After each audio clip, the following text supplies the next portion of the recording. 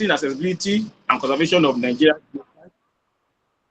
while promoting sustainable tourism, and while our vision is using cutting-edge immersive technology and innovation to bring Nigerian geoheritage to the world while ensuring preservation for future generations.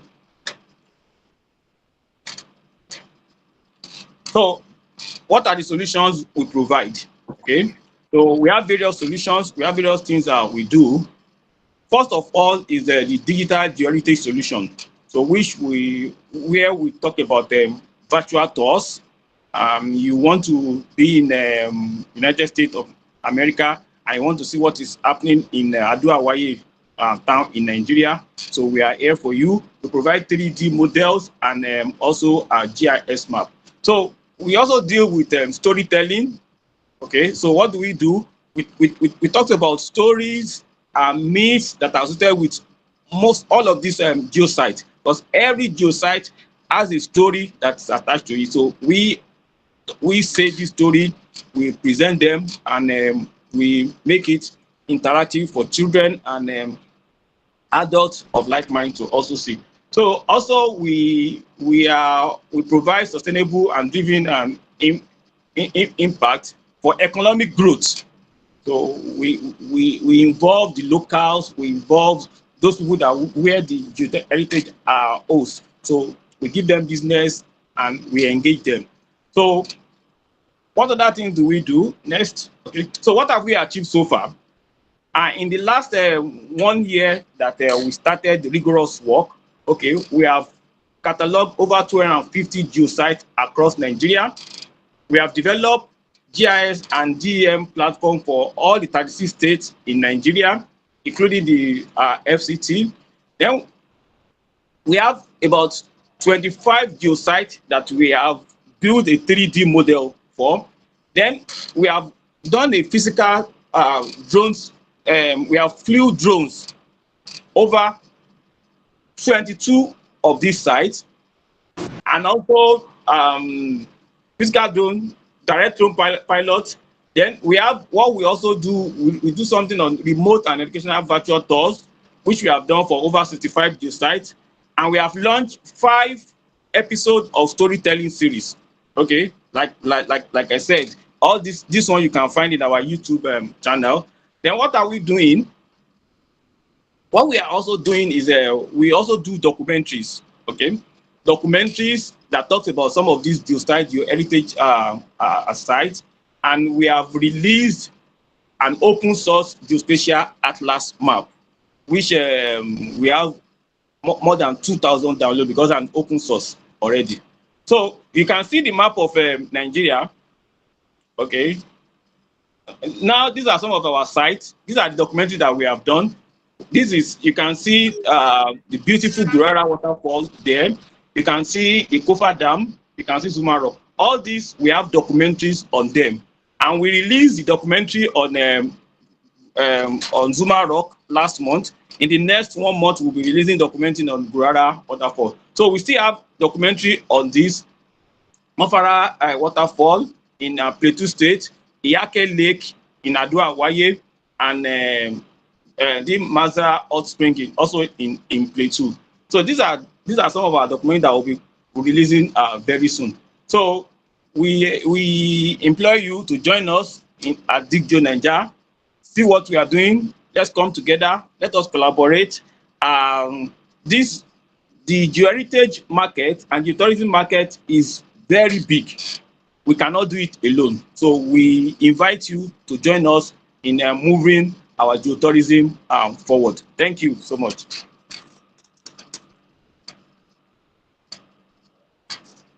Thank you, Dr. Mosuro. And then we are open to questions and later on during the webinar. Now we are going to move to the first speaker for today, and that will be Engineer Enas Ahmed. And the topic she will be discussing is titled Bones, Beauty, and Belonging: How Africa's Fossil Record Tells Stories of Our Shared Past.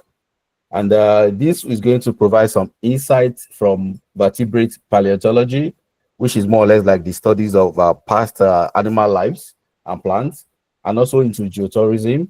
And she's going to share with us some of our beautiful experiences from all over Africa, from Kenya to Tanzania to Egypt and to Ghana. Our experience with UNESCO Global Geoparks and the potential for Africa to explore. And then she will talk a little bit about the role of community in geoheritage conservation. A short introduction to our personality and our experience. Dr. Enas Ahmed is the first woman in Egypt and in the Middle East to earn a master's degree and PhD in vertebrate paleontology, and the first Egyptian and African woman to serve on the UNESCO Global Geopark Council.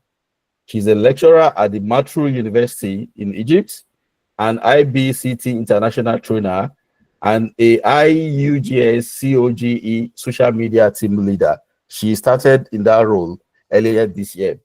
Our work spans vertebrate paleontology, sustainable development, heritage conservation, EIA, geoparks, geotourism, and climate change across Egypt and Africa.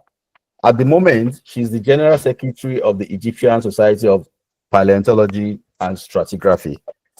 With over 15 years of experience, she actively promotes heritage awareness and social development goals through community engagement, education, and international collaboration.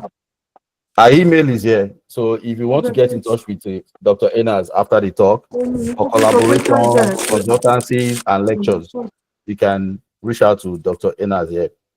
So I'm going to give the floor to Dr. Enas now, and she will have the floor for the next 25 to 30 minutes. Enas, the floor is yours.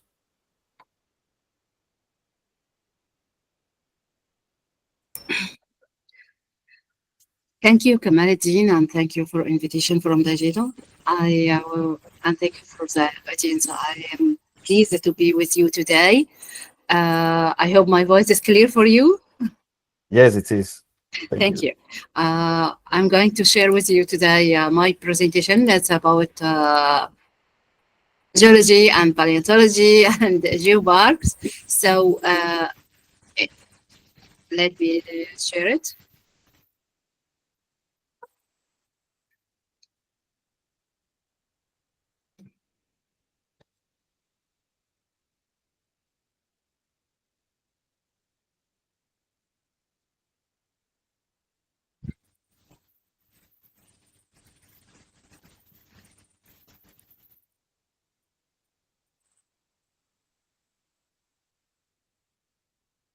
Okay, is it clear right now? Yes, it's fine. We can see your slide. Thank you. Thank you. So our lecture today is about fossils and climate narratives, enhancing the role of geotourism and public awareness of our Earth to appreciate the heritage and, of course, the prospects of this. Thank you, Dr. Kamaluddin, for presenting me. So my presentation is going be on. So the next slide will be about the world needs peace. And since wars is creating in our minds, so we can create peace, but we are going to begin from the children. And from this, we are seeing that UNESCO and NGOs and of course, initiatives like Diggeonaija is working very hard to establish the peace all over the mind. In our Africa, I can see poverty, hunger, corruption, and debts. They are controlling our future, our ambition. But in the same time, I can see that we are having the most fortune in our Earth. We have diamond, gold, copper, uranium, platinum, gas, oils, and besides that, we have heritage. And from this, we are looking as a scientist. When we speak in Ragi now, we are speaking with science, and this reflecting science and communication, which impact on creating SDGs goals in our continent. We are looking forward to no poverty, zero hunger, good health, quality education, and cleaner environment, water, affordable. And all of these items is related to our heritage and our geoparks. From that, as a geologist, we are taking the alphabetic words. It's the geological time scale. From the geological time scale, it's giving us insights how our environment is changing from age to age, from time to time, and fossils from time to time, giving us insights of the environment, of the climate change, and in the end, it giving us opportunity like a window to see the past and the previous ages and what kind of life was there. From that, it will impact on all of the education, science, communication, scientists. Fossils and rock is the basics for providing important evidence of how life and environmental conditions have changed all over the world and specific in our planet. Fossils remains of ancient planets and animals is the evidence of how the life changed, because now we can see dinosaurs, but in the past it was normal to see dinosaurs, different types, flying, swimming, and walking on the earth. So how these fossils, we know about it.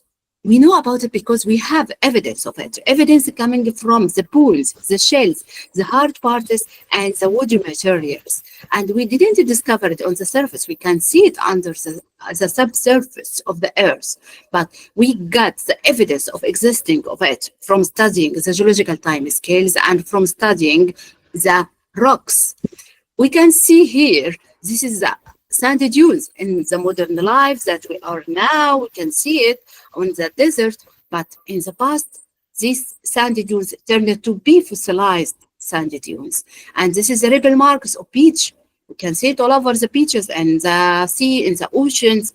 But here, this is the remarks that we can see it as fossilized remarks. So we can see from this the point that our life on the earth is a cycle. And from this cycle, we can understand that, that our life is repetitive. We are living in the future. We are learning about the future from the past. We are living in the present and understand from the present the past, how it was. And from that, the culture heritage, our people, our local people is representing some of them, the oldest traditional and the oldest beauty of our lives in the past. Still of them, but some of them still existed like that in the past. But with the modern life, most of us turned to be modernized. So from this, we are speaking about heritage, tangible and intangible. And from that, we are speaking about the protected of the area that we are looking forward to keep it as it is, to be the window to understand the past and to give us a warning about the future, how the earth is not stable, how the climate change is not stable.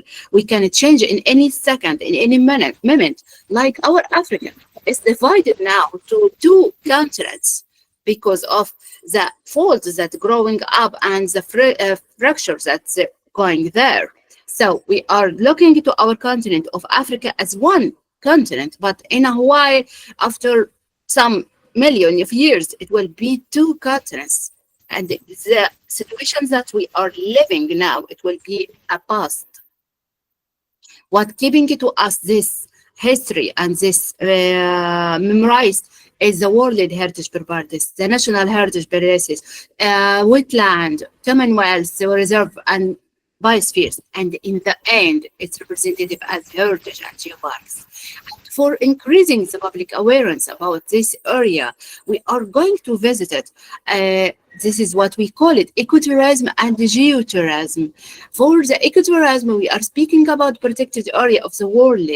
It's geographical places, and these places is detected and managed to give an effective means for protecting some lives there. And from this, we can see the role of community to help and mitigate and adapt to the climate change, to make our life is better and to protect us from any near damage. We know that the climate change is a normal cycle of our life and caused extensions in the past and actually causing extension now for some animals, but it's minor extension. But in the previous history, we can see it as a major extension that we are not looking forward to see it in the future, of course, by keeping our environment stable and protecting it. We can see here the heritage all over the world, and we can see most of them are concentrating in this area and in Africa. So Africa is very remarkable continent with its continent of fossils and paleontology and geology and tangible and intangible heritage. Wildlife sanctuaries. Africa all over the world is very important for keeping the wildlife, like in Tanzania, like in Kenya, like in South Africa. It's a very remarkable area. But we have to remember that Sri Lanka was declared as wildlife sanctuary in 2047 BC by the king of Tisya. So there are less restrictions in it. Wetland, we can see some countries, their environment have changed during this life because of the climate change, because of the human activities. But in the end, we are looking forward to keep it biosphere reserve. It's a IUCN category, and it have all over the world nearly about 727 biosphere reserve in about 131 countries, including 22 transboundary. And from this point, from this transboundary sites, we are looking forward to establish the peace. As this is the first word I speak about, is we can create peace from science. And from these transboundary sites, we are looking forward to cooperation, to protecting, to developing. And we can see here in Africa, we have about 86 biosphere reserves. Actually, I am sure that if we concentrate in every country, we have it. In Africa, we are going to create over 1,000 of biosphere reserve in all of Africa. So we can see in Nigeria, we have 8, in Benin, we have 3, in Cameroon, we have 2, in Ethiopia, we have 5. So in the end, we are looking forward to protect our wealth, our heritage, to create this for the future, for now and for the next generation, to understand that we have this kind of life. It's a normal, it's not a fantasy. Because if you are speaking about dinosaurs, it's a fantasy, but it's a real scientific. But we didn't imagine how these dinosaurs was living in our continent. For the function of IUCN Red List of Threatened Species, we are looking forward to about 63 of Kagates threatened, 33 reef building coral reefs, and this is a very important factor to see how the climate change impact on the oceans and the world, because about 33 of the coral reef is threatened, and this is giving us indicator, a very dangerous indicator of how the life is facing the climate change and the impact on this. So in the end, all Africa has to be unified to give us the most important heritage of it. We have in Italy about 58 natural 5, cultures 53, in China 56, we have 14, and 38 for culture, Mexico 4. So why in Africa we don't do that? We don't concentrate on our land. We don't give it a chance to show it to the tourists, to increase our fortune from that. Actually, I'm working in a book for Springer Nature, and this will be about Africa with my colleagues all over Africa, and we are hoping to increase the geotourism of Africa. In the end, we are looking here to the wildlife of Serengeti, and for the pyramids in Egypt. Of course, Egypt have more than pyramids, but it's like the iconic of Egypt. And there's a Great Barrier Reef in Australia. So heritage is referring to the most important sites, and this is mainly depend on paleontology and geology. Here we can see the most remarkable sites in all over Africa, and from that, this Abomina, Egypt is a fortune area, and this is referring to Saint Minas, an Egyptian saint who martyred in 33rd century before BC, and you can see this is the area referring to an important site, and we are working on retrieving Lake Turkana or in Kenya. And this is the Mangbu, or a national park in South Africa. And about the culture, we have musics, African musics, wonderful African musics in every country. We have wonderful architecture, we have wonderful language, we have wonderful clothing, fashion. All of these items is make Africa is very remarkable and can be easily marketing in everywhere. So from this, you can see here different culture. This is from Egypt, and this is the Tanura from Egypt. This is from the Upper Egypt, and this is from the Lower Egypt, and this is from Africa. We can see the variety of cultures and how it's beautiful.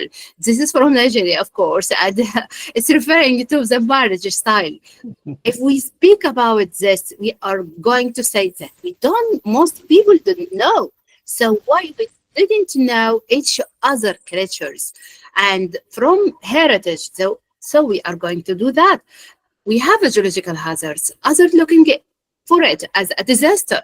But on the other side, we can see it as an opportunity to understand how our Earth is changing, how our Earth having a remarkable size, showing what's going on, and in the same time giving us opportunity for the next generations.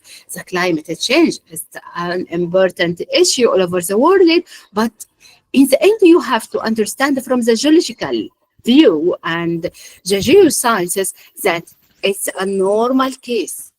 Climate change happened all over the historical geology, and it's happened all of the time, and it's different with its impact, causing minor exchange, major exchange, but in the end, it's happening. So we are facing right now climate change, but in the end, it's mostly accelerated by the human activity. And this is the most important issue.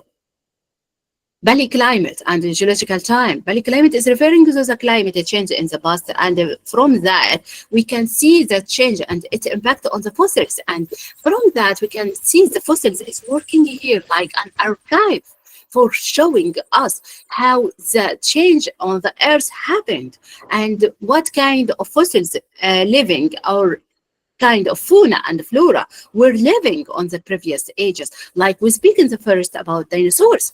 We don't have dinosaurs right now, or at least we didn't see a dinosaurs until this moment living and walking around us. So it's extended, and this is referring to the climate change and referring to the impact of the geological hazard on this. And from that, we can create the heritage to show the next generation, the child, non-academic people who didn't know about that, how our Earth is changing. And we can see this is the temperature of our planet, and from millions of years and from thousands of years, and showing how this change is going on. This is of course, the geological time scale with 650 million years ago, from the Precambrian to the present, and we can see here the differentiation of the vertebrate fossils. Of course, it's a very important, but we have the invertebrate fossils, and we can differ between them because invertebrate have no vertebral column, and vertebrate fossils have a vertebral column. The most important for us is the 500 million years of Phanerozoic climate change. And we can see here. Oh.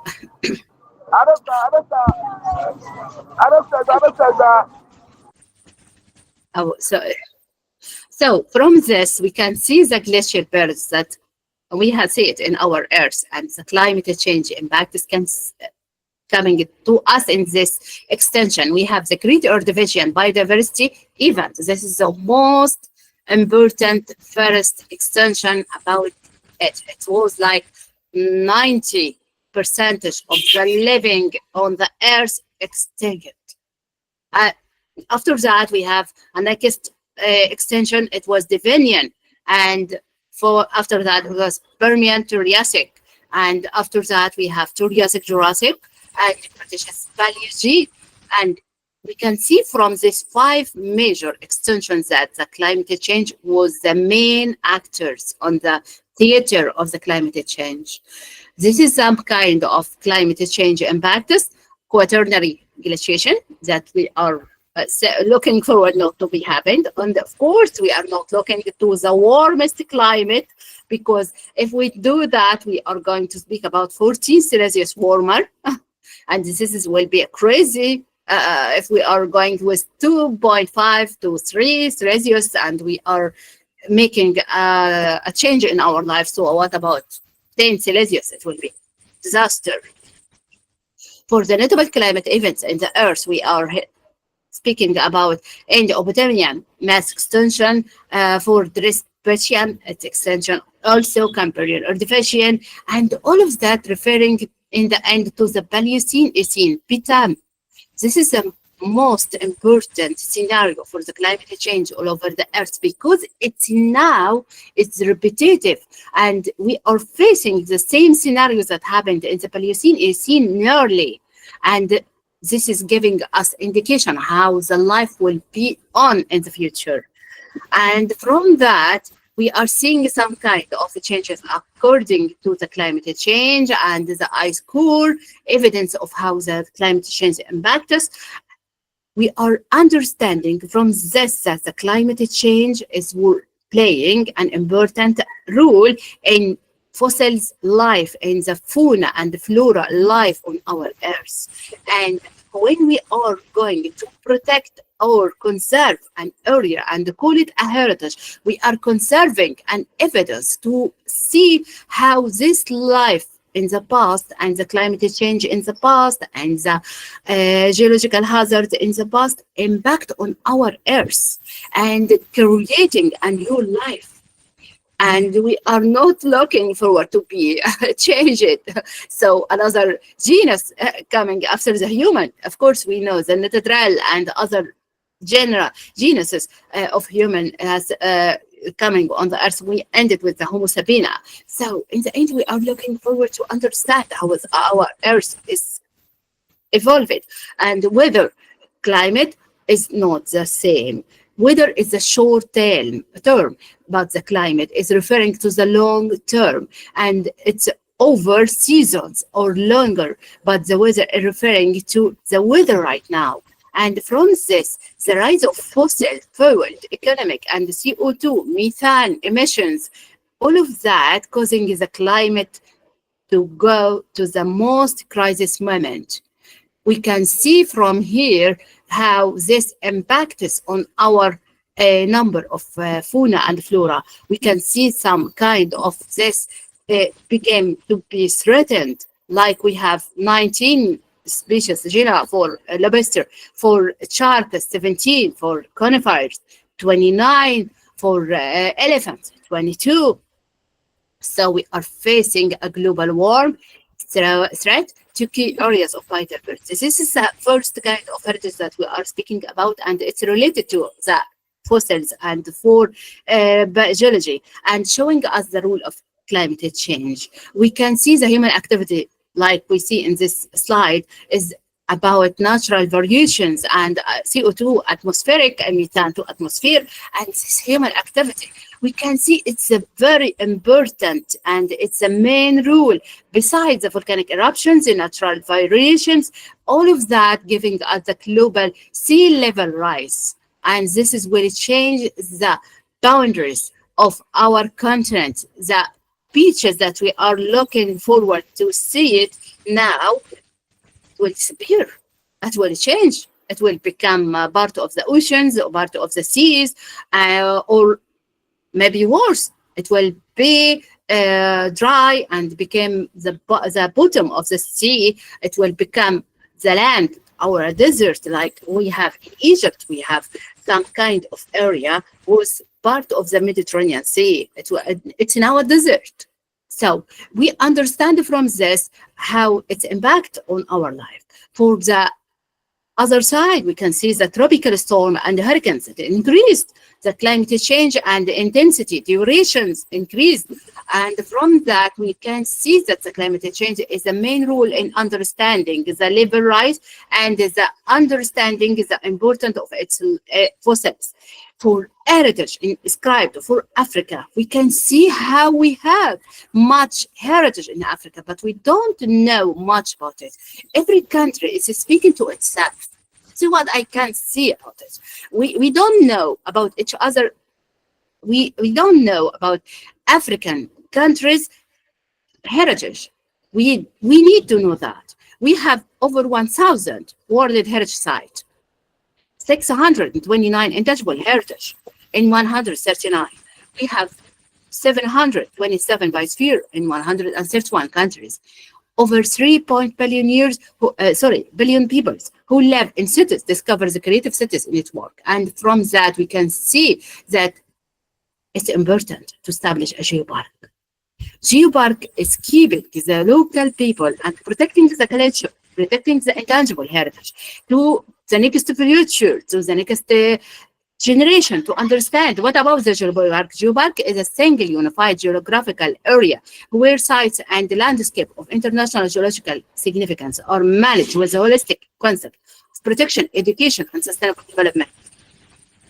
And from that, we understand that geotourism is not about geology, it's about Earth. Geo is referring to the Earth with every continent of it, human, fauna, flora, geology, paleontology, fossils, and all of that have to be conserved. And when we conserve it, we didn't keep it and we say no photo, no touching. No, we are looking forward for education. We need to make the next generations and our generation to understand and educated about it. This is a photo of Socotra Island in Yemen. It's a beautiful face, and of course, most of us didn't see it before. This is how the beauty we have it on our earth. And from that, we are looking for the management, for visibility, for networking, for evaluation and value. This is the one from the Stone Bridge in Cyprus. And this is some activity. We did it in Yemen to help them to conserve it. And important sites. They think this is a site, it's normal. We can find it all over the world. We just need to build some building. And we told them, no, you have to keep it like this because you are giving yourself an opportunity to increase your economy through establishing geotourism and ecotourism and through establishing heritage. And you can see this is part. This is the land that was part in some time from about 40 million years ago, the bottom of the Mediterranean Sea. Now you can see it is a desert. This is an old building for the people who were living there in about over 300 years ago in Egypt. And this is built from the Karshif. It's the stone salt. And in the end, if we demolish this building, we are not going to know about how people was living and how their building looks like. This is a lovely lady from the upper of Egypt. And this is how the old ladies, traditional, living there and wearing, but in a specific time. But now they are modernized. Is there any legal status about UNESCO Global Geopark? No. We can see the beautiful ladies and gentlemen, and you can see how they're making this clothing and decoration. And in the end, we have an opportunity to establish a geopark all over Africa. And from this, we are going to have a green card, and we're looking up to complete our work in management and geotourism. And because we don't need to have a yellow card, and if we didn't manage to do it, we are going to have the red card. And this is a very tough decision. Actually, I took it twice, but in Similar times, I'm looking forward for the yellow card because this is give a chance for the geoparks who didn't have a good management to return and to review themselves, and we give them advices and suggestion how to develop yourself and what kind of tourism activity you have to do it, and some advices how to go on not to have this red card. This is some kind of UNESCO Global Geoparks where we can see that people are working very hard, but they need a moment to stop and looking forward to understand what's going on, what their life on the earth looks like. This is a meeting for UGBBC on UNESCO Global Geopark Council and in 2021. And you can see that I'm one of the members, and this is giving us that now we have over 200 geoparks all over the world, and in Africa, we still don't have except 2 geoparks, in spite of all the important sites that we have it. This is some kind of ladies wearing traditional clothes, and this is a part of Egypt. We can see differentiation of local heritage and the local tangible and intangible heritage that we have it in Egypt. And this is, of course, all over Africa, from tourism to geotourism. Tourism is about giving the tourist a good memory, a good opportunity to see what he couldn't see in his country, in his homeland. But here we turn it to a geotourism. We are showing the tourist an opportunity to understand about geology, about micropaleontology, about volcanism, about geological hazards, about culture, about foods, and from this, the benefit for the community to economy. So the local community have to protect this land, not to destroy it, because we are going to benefit from it in a long term, not in a short term. So it's giving a leverage for human capital, restore vegetation of a geographical area, expand business and tax revenue, create innovative habitat, create a sense of pride, because in the end you are going to be proud that you are belonging to a specific and very special places. So we here can see the geotourism is about people, planet, and profits, and we can understand expected geoparks tourists, what they are expected, the national, international tourists.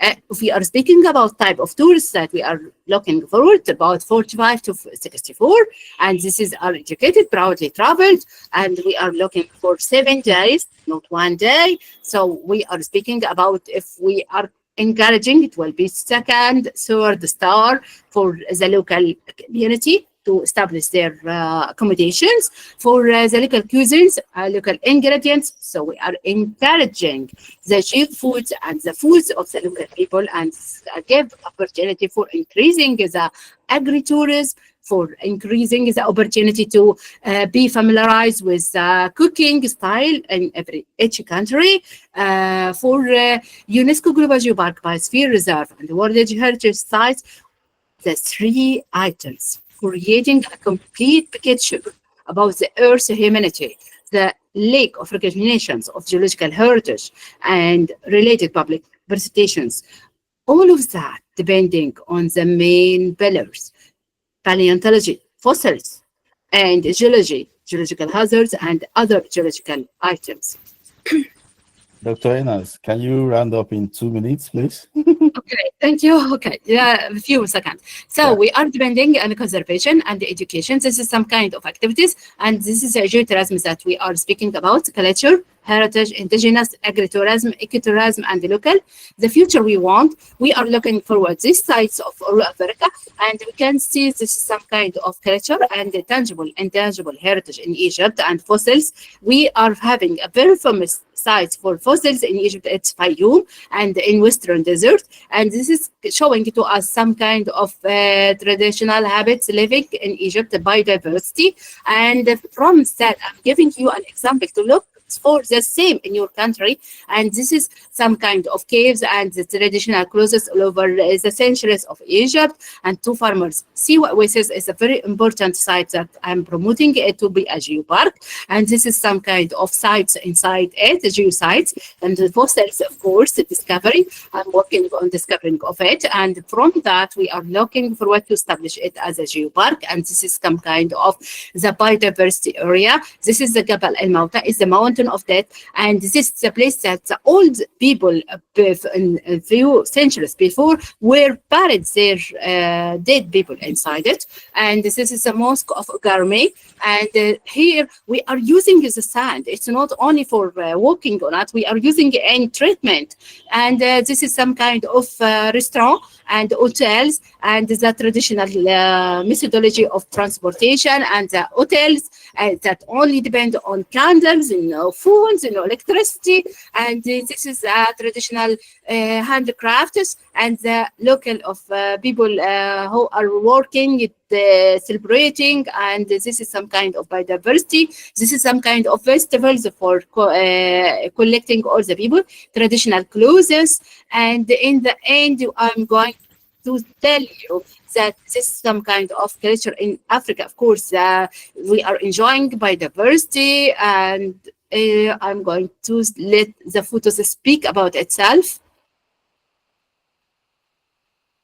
Never give up. This is the end. So we are doing activities, workshops, and field trips, lectures, workshops. In the end, the climate has changed. Climate will continue to change, and the climate demand is a change act now to make our life better and to be ready for the future and to protect our land and our future, our generations. Climate has changed, and we are going to try to manage and benefit from it. Thank you so much. Santi Sana, merci beaucoup, and Chichi. Thank you, Chichi also in Shukran Jazilan. Merci beaucoup. Thank you, Dr. Inas. That was a very insightful presentation, and we could just have allowed you go on and go on and go on. But apologies, we have a restricted time for the presentation. But nevertheless, we still have some questions after we take on Engineer Ella. And then now let's go to the next presentation, while you guys can send in your questions for Dr. Inas. So our next presenter is Engineer Ella Ababna. She's going to talk about virtual time machines and using 3D and smart technologies to rebuild Africa's archaeological and cultural landscapes. And she'll bring in some case studies, examples, and also try to tell us about how we can use storytelling to enhance digital mapping generally, and how we can bridge the gap between heritage and urban development, because some of these heritage sites are under threat from urbanization, urban expansion, and so on and so forth. Just a brief introduction into who Engineer Alam Ababna, sorry for my pronunciation, is. She's a Jordanian digital heritage specialist whose research and consulting portfolio spans laser scanning documentation, drone-based surveying, and artificial intelligence-driven heritage reconstruction. Allah has led field campaigns at iconic Nabataneng and Roman sites. She has authored quite a number of good articles, peer-reviewed articles on heritage BIM and virtual museum designs. And she advised quite a number of international organizations and institutions on sustainable heritage tourism. Currently, she's concluding her PhD in digital archaeology, while also adding capacity building workshops across not just the Middle East, Africa and the Middle East. This is our email if you want to get in touch with her, not just for consultancy, but for collaboration and other kind of scientific endeavors. Engineer Allah, please, you have the floor. Your talk is 20 minutes, but you can use a bit into the question and answer session and take a bit of minutes from that. Thank you. You have the floor now. Thank you. Thanks for your introduction, and thanks for Dr. Inas for great presentation and discussion. Hi, everyone. I will share my presentation before I start. Okay.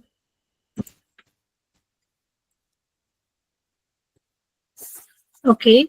I'm Ala Ababina. I'm a civil engineering and digital heritage consultant, PhD candidate in laser scanning and digital archaeology. This is my email and LinkedIn page.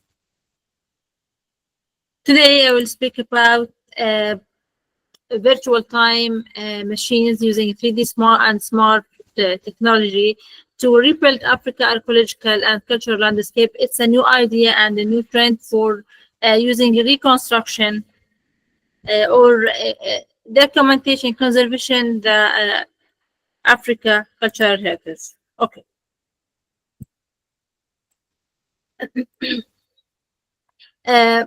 Africa archaeological and cultural heritage is rich of and diverse in the world. We have many archaeological sites, monuments, yet it faces increasing threats for urban development, climate change, conflict, and neglected. In response, researcher and heritage professional, local stakeholders are referring to cutting-edge technology to suffer and revive this problem. The concept of a virtual time machine is represent powerful new approach and tools using 3D technology, smart tools, and immersive platform to digitally reconstruction and documentation, visualization, interpretation, the Africa past in way never before possible.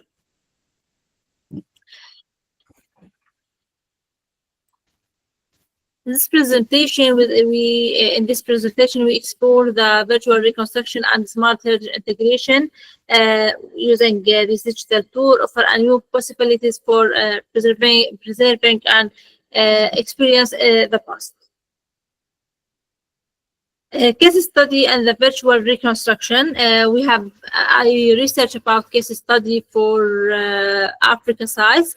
I find many case study like Zimbabwe, like Nipin, using this tool for 3D reconstruction of urban layout and scarred sites, and in Timbuktu, they use this virtual reconstruction for virtual preservation and AR visualization, and also they use it also the digitally restored in the original Nile settings.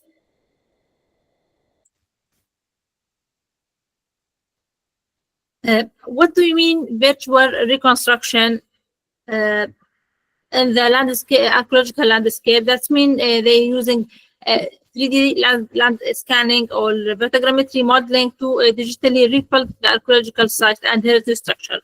In the Zimbabwe, we scarred manuscript in the Timbuktu and Nipio. This reconstruction allowed to research the public to explore ancient sites as they using this digital replaced to replace the old preserved tools to preserve the archaeological details, also using in educational and touristic tools.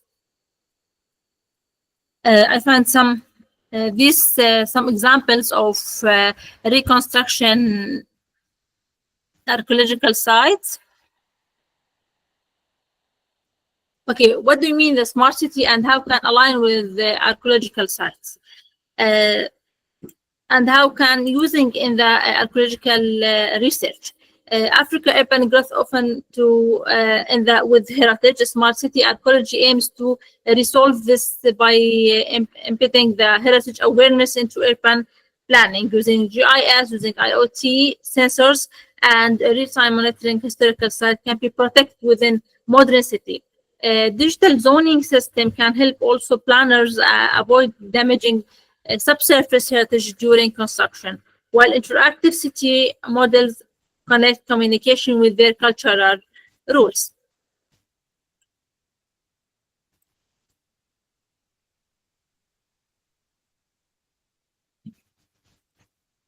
enhancing the storytelling through digital mapping. How can enhancing the how use the storytelling in digitizing the city. Map have always been tools for power and memory. With digital mapping platform, heritage site stories can be layered, animated, and made interactive. This tool allows scholar and local community stakeholders to explore the historical trade route, migration path, and geographic site. VR tour and geospatial storytelling enable users to talk about the ancient city, understanding their evaluation through time and space.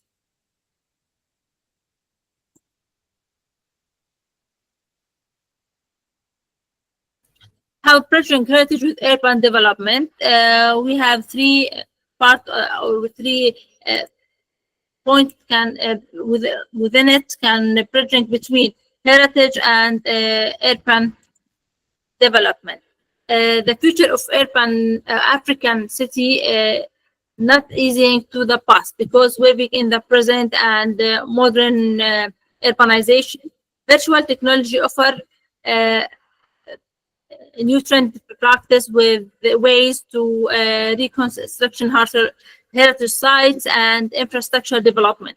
The planner can access a 3D model of historical sites when designing new roads, public space, and a new city somewhere.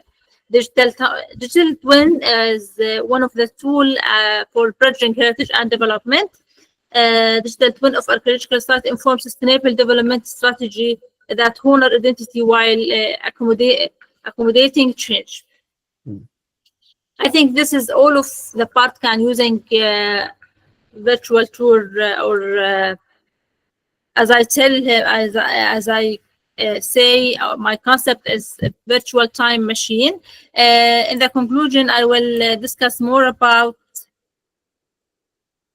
how is virtual technology and transform heritage preservation in Africa landscape.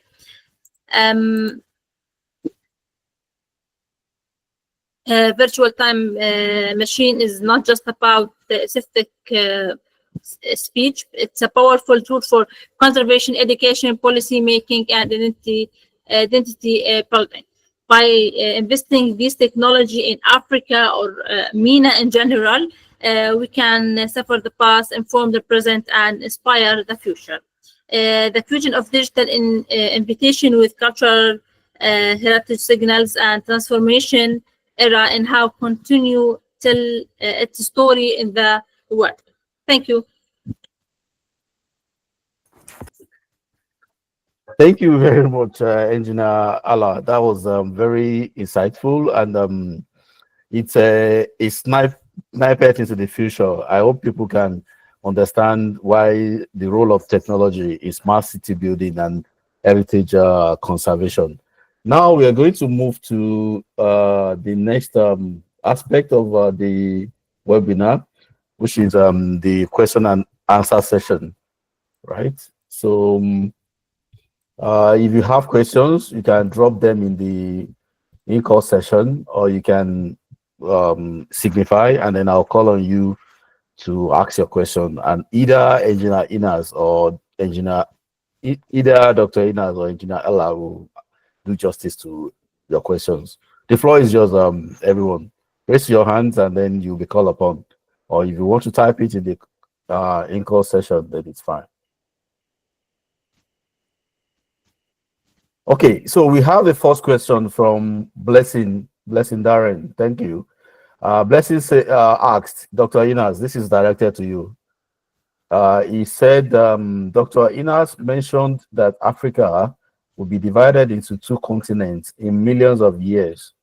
How will one be able to tell that the two continents were one continent before? Dr. Inas.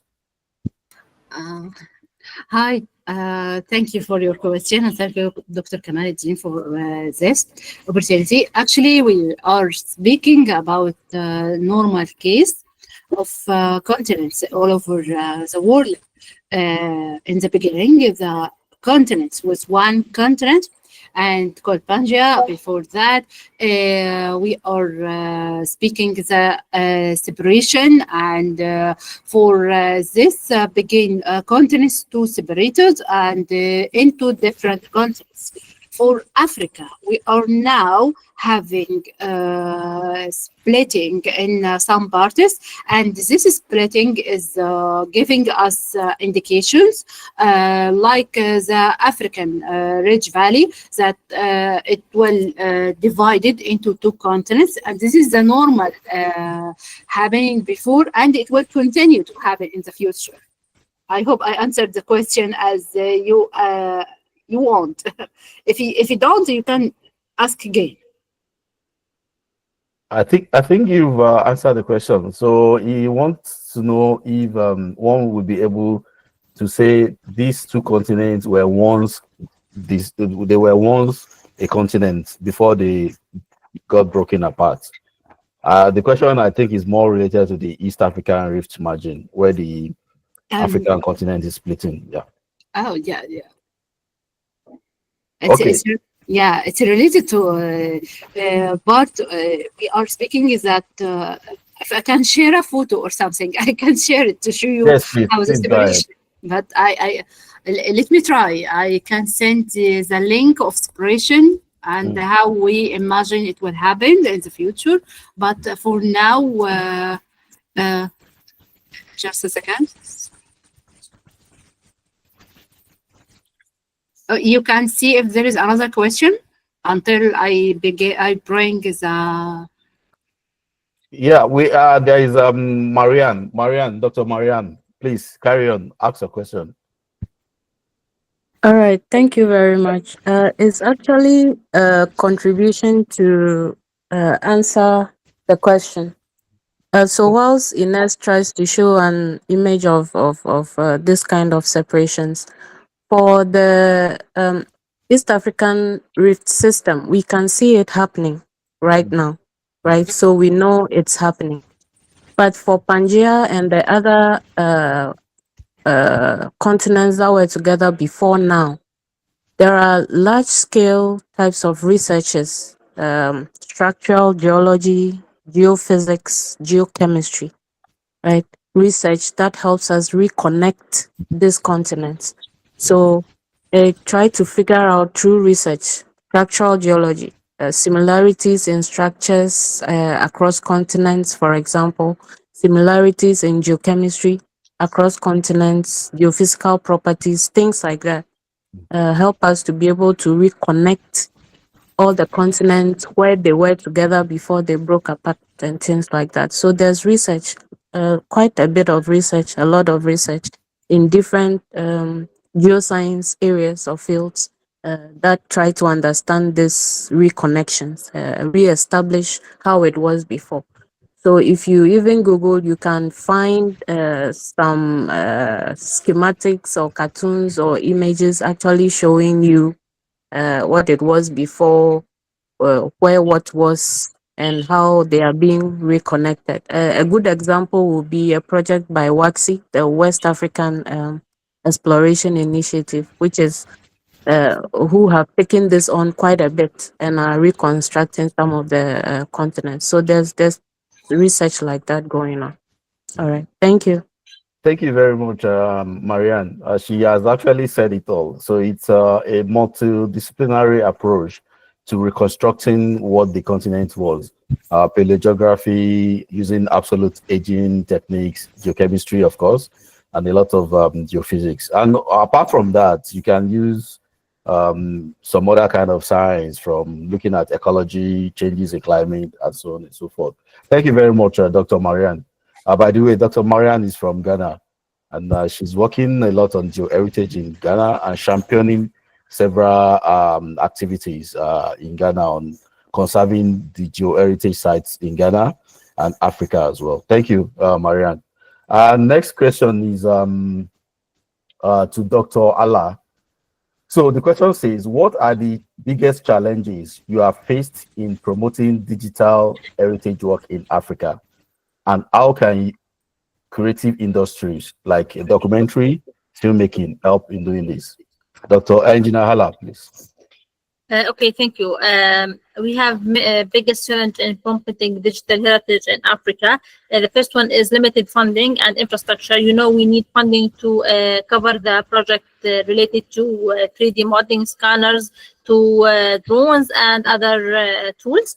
We need softwares, everything. I think the infrastructure in the institute and the sites in Africa doesn't cover this in depth.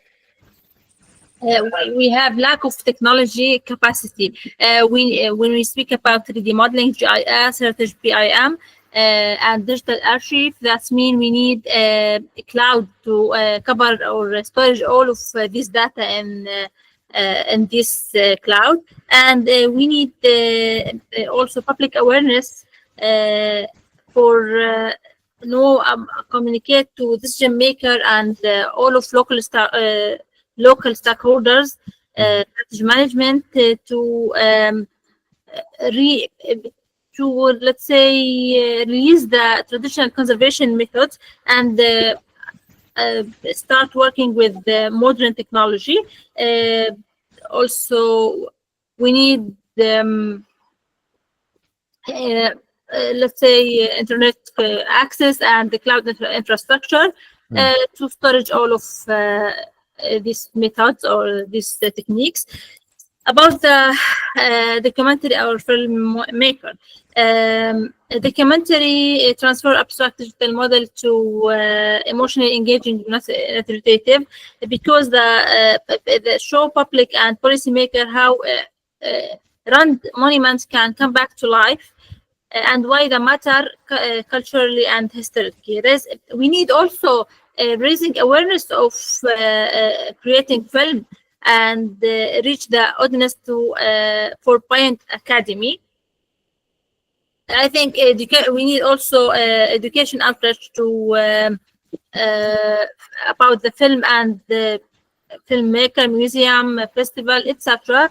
To generate digitally awareness to aware for heritage steward and technology, and as a powerful or powerful tool also. I think this is all of our challenging and problem. Let's say that are difficult in applying these methods in Africa. Thank you very much. It's always a list of problems, especially when it comes to people adopting technology in. It's not easy in Europe. The same problem. Yeah. As a company that is championing digital geotourism, we know some of the questions that we get about how real are some of these technologies like IoTs and all of the likes. But we'll get there. Definitely, we'll get there. Now, the next question is to Dr. Inas again. Dr. Inas, how can fossil records and reconstructed historical environment be used to counter misrepresentation about Africa's geoheritage narratives globally? Okay.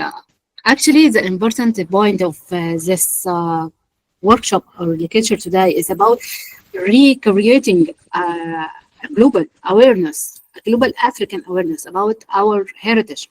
And from this point, we are looking forward to enhancing the experience and the picture of Africa in our eyes before we are enhancing in other eyes.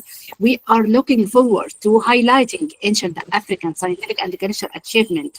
And in the same time, we are looking also to revealing the African diverse heritage and document it for reclaiming that some kind of paleontology authority claims that this fossils is belonging into Africa, but in the same time it existed in another site, like in America.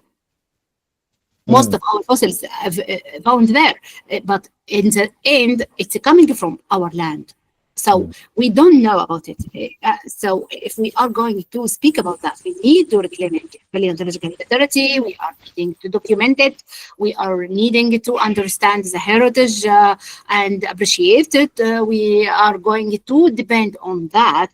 Education, global awareness, initiatives like yours and tourism And from tourism, we are giving the pride of appreciating what we have and enhancing in the end the Africa's heritage in the global narrative. Absolutely. Thank you very much. Thank you. And Thank now, next is Engineer Ala again. So the question is quite straightforward. From Professor Arowolo, if I'm correct. So Professor Mohammed Arowolo is asking, how do Internet of Things, IoTs, aid in 3D representation, just like GIS? Okay. As you know, IoT sensors or Internet of Things, the sensors can collect temperature, humidity, vibration, air quality, visitor movement, etc. From this data, we can stream real-time data into 3D models of heritage site or heritage landscape. These dynamic layers enrich the 3D scan with living data, turning to digital twin into a smart environment. When integrate this 3D model, IoT system can track alert to visual flags in the model when are breached, just like GIS dashboard, but an impressive special form. While GIS provide a geospatial layer, IoT bring temporal depth, tracking change over time when this embedded in the 3D GIS or PIM environmental decision maker can simulate a future condition or degradation pattern.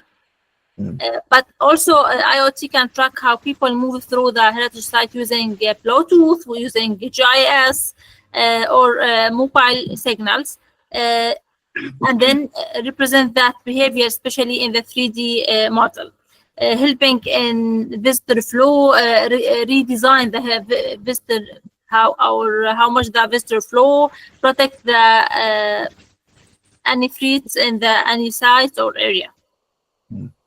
Thank you, Engineer Ala. Thank you for that. I think in addition to what she said, you can always think about IoT as bringing in the fourth dimension, which is time. So you can get some real-time information from your IoTs and incorporate them into your GIS elevation model and so on and so forth. Now, the next question. Sorry. Okay. Okay. Yeah. So the next question also is for you. So I answered about this problem. This question. Yeah. Oh no. Okay. So yes, you did.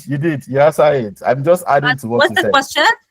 So the next question is you mentioned some technologies for digital reconstruction, which includes GIS, IoTs, BIM, and the likes. Could you elaborate on how these technologies work together in the digital reconstruction process? Also, are there other technologies that play significant roles in enhancing accuracy and efficiency? Okay. How is GIS, IoT, BIM work together? Yes. And digital reconstruction, true? Okay. And then if there are other technologies that you want to mention also. Okay. We know GIS is geolocation tools, IoT real-time condition, and BIM it's the 3D modeling. Okay. That means GIS give location and environmental context. IoT bring real-time awareness and site representation and features. BIM act the current central model for structure, condition, and details. Okay, all of these tools can using by our generate model by laser scanning and photogrammetry to feed the model to and generate accurate geometry. Also more advanced work or smart work using AI, AR, VR, and the cloud platform bring usability, production, and scalability for the model. I think it's a summarize of how these three tools work with each other. Thank you very much. Now the next question, I think the next question, I will direct this to either Dr. Ovie or Dr. Marian. So the next question is, please, Ma, I want to ask, can geoheritage be called or termed a new branch or type of geology or not? And please, what is geoheritage? Thank you, Ma. Dr. Marian, if you want to take this question, I think it's well suited to you also. Okay. All right. Yeah, should I go ahead? Yes, please. Yeah, for you. Okay. All right. Thank you very much. Yes. I wouldn't say it's new, but it's been around for geoheritage, geoconservation, geotourism. These three pillars of geoscience, they've been around for a while, so I wouldn't say they are new. I would, however, say that they've picked up momentum, right, quite recently over the last maybe decade or decade and a half, uh, or even 2 decades. We've seen quite a lot of momentum or re-establishment, realization about the need to reincorporate these pillars uh, into geology or the F science or geoscience field. So, per definitions, depending on where you look, really, there might be slight differences, but the main focus of geoheritage is to identify sites, geological sites, right, that have value. And by value, I mean scientific value, educational value, um, Culture. economic value, cultural value, aesthetics, even aesthetically pleasing value. All right. So the identification of these sites, their protection and conservation are all incorporated in the focus of geoheritage, right? So that's generally the simplest way I can put it without creating too much confusion. So Thank you. if that helps, yeah. I think it does. Thank you. Thank you very All much. right. Thank you. So the next question, I think the engineer Inas can take it. Dr. Mosuro also can take it if he wants to. And the question is, I think this question is actually directed towards Dr. Mosuro. So how can you build something on your heritage from zero, like in Cameroon? The question is from Dr. Mary Immaculate from Cameroon. Dr. Mosuro, do you want to answer the question? Or if that Okay. Dr. Inas also, yeah. Okay, thank you, Dr. Kamal, for that question, for directing the question to me. You can build from scratch. The first thing you first need to do is to start identifying all your geosites and geoheritage sites. Okay, so like when you are able to identify, okay, document, put it in inventory, then you categorize. Okay, so when you categorize those ones that are geomorphological in nature, those that are lithological, those that are paleontological, so you categorize all those the geosite. Then that is when you know you have started working. Then the main aim, the major aim, or your ultimate aim, as what UNESCO is preaching, what UNESCO is telling us, is to have a geopark. Okay, but apart from that, there is this aspect that has also been mentioned. How can you also generate money from it? That's the geotourism aspect of it. You promote, okay, for for sustainable growth, so that people can identify this place and come there. And a lot of things you can also build around this geosite. And okay, so when they have been identified, you promote them. We talk about geotourism, we talk about agrotourism, foods around. So a lot of things. But like I said, the first thing you need to do is identify. You identify this, you categorize them, and put them into inventory. Then you can start any other thing afterwards. So thank you. Thank you, sir. Thank you. Now, I think we are done with the question and answer session. Don't forget, if you need to get in touch with Engineer Inas, this is our email, inas.ahmed1@yahoo.com. And you can also get in touch with Engineer Allah at allahAbabna5@gmail.com, right? So we have some few announcements from the team of Diggeonaija, and Topper will do that in 2 minutes. Topper Lawal, please, some announcements, and then we round up. Good afternoon, everyone, and thank you once again for being part of today's incredible session. Thank you to our speakers also. So before we wrap up today's session, here are some important announcements from Diggeonaija team. Firstly, I would like to talk about our Zuma Rock documentary. Our Zuma Rock documentary is currently streaming on YouTube. Our handle is Diggeonaija. I'm going to put the link in the comment section. And this documentary explores the rich cultural and geological significance of one of the most iconic geosites in Nigeria. And it reveals things that you don't know about Zuma Rock. So watch it now on our YouTube channel at Diggeonaija. And while at it, please subscribe and turn on notifications, because we are releasing another documentary very soon. And our next Diggeonaija University Affiliate Program session is happening tomorrow.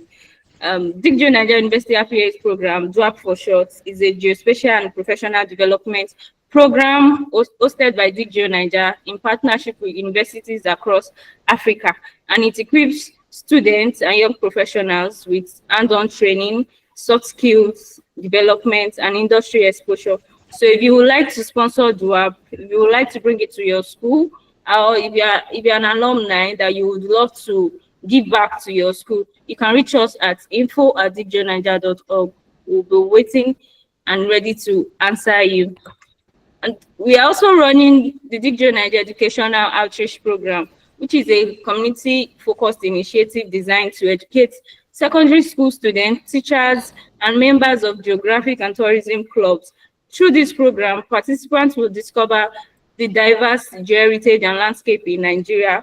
They will learn how geotourism supports environmental conservation and also experience real-world exposure to iconic sites. So interested schools can get in touch to us to participate. Just reach out to us at info@diggeonaija.org. We also have our geospatial analysis training. Whether you are new to GIS or you are looking to deepen your skills, our expert-led geospatial analysis training offers hands-on experience with QGIS, Google Maps, Google Earth Engine, and by signing up for this training, you would learn geospatial concept and tools, practical experience with tools like QGIS, Google Earth Engine, Google Maps, and others, analytical skills for spatial data processing and visualization, real-world capstone project to showcase your skill. Our second cohort is starting by August 4th it will run till August 16th. And the duration is just for 2 weeks, 10 working days, and it is 125,000 naira. But we have early bird offer. If you register before August 3rd, you get 25% off. So thank you once again for being with us today. Thank you a lot, Stokwe. And I will hand over the webinar to Dr. Mosuro to give a vote of thanks and then closing remark. Before then, I want to thank everyone that turned up for this event, starting from people that started from the beginning and now till now. Without leaving anyone out, I want to say thank you to Dr. Ovie from Switzerland, Engineer Allah from Jordan, Dr. Enas from Egypt, Professor Ihane from Nigeria, Professor Arolo from Nigeria, Miss Lindy from Nigeria, Dr. Marian from Ghana, and all of us that have been present. Dr. Muhyiddin Lawal from the United States, and the rest of us. Dr. Lawal, please. Sorry, Dr. Ghani, please take the vote of thanks and close the webinar for us. Thank you all, and thank you for coming, and we will give the vote of thanks now. Thank you once again for finding time to attend this webinar, and we are going to have more of this, and we implore you to also join us in our future webinar. And like Dr. Kamal has said, for Dr. Miri Immaculate from Cameroon, you are welcome. Then I have someone from Islamic University of Egypt, Kimiya Ajayebi. Doctor, you are welcome. Every other person, all the students, our DUAP, Diggeonaija ambassadors, our students that are here from every part of the world that you took your time to attend this webinar. We are much grateful, and we are not taking your presence and your participation for granted. And we hope to see you next time that we're having such a wonderful seminar. And I'm also sure that we have learned one or two things from this seminar. A lot of things from this seminar. Now, my special thanks to Dr.